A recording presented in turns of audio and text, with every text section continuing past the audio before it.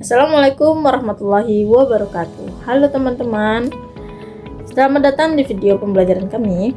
Pada video kali ini, kami akan membahas cerpen pembelajaran berbicara dan memirsa teks fiksi, yaitu Robohnya Surau Kami karya A.A. Nafis.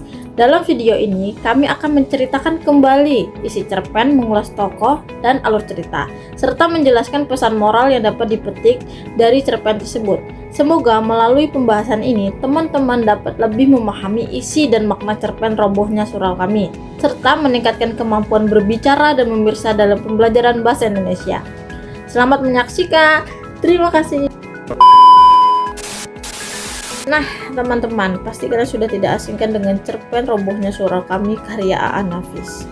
Nah, di sini ada contoh covernya ya, guys. Nah, saya di sini akan mengulang cerita cerpen tersebut. Langsung saja nggak sih?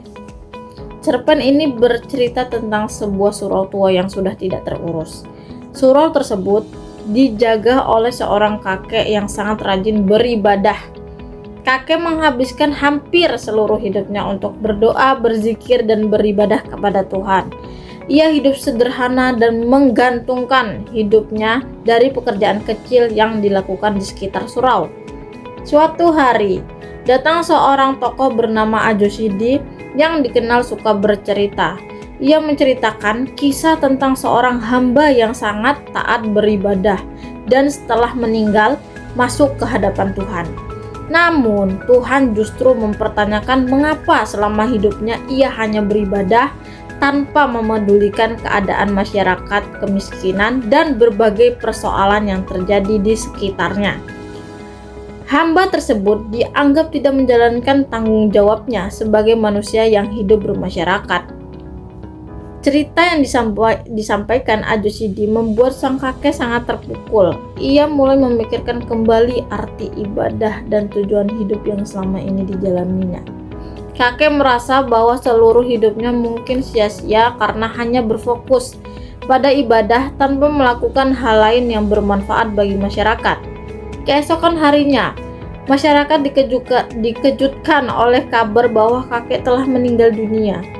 Surau yang selama ini dijaga pun semakin terbengkalai. Peristiwa tersebut menjadi simbol bahwa tidak hanya bangunan surau yang roboh, tetapi juga pemahaman yang keliru tentang hubungan antara ibadah dan tanggung jawab sosial.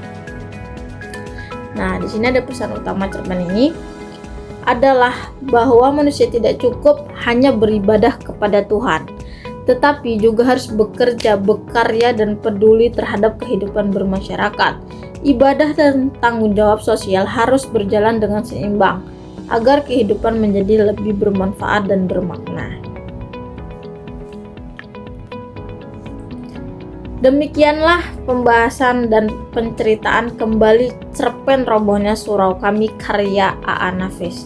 Dari cerpen ini, kita dapat mengambil pelajaran bahwa manusia tidak hanya harus rajin beribadah, tetapi juga memiliki kepedulian dan tanggung jawab terhadap kehidupan sosial di sekitarnya.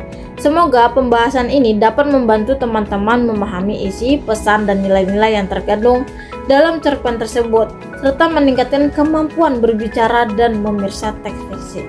Terima kasih atas perhatiannya dan partisipasinya. Mohon maaf terdapat kekurangan dalam penyampaian kami.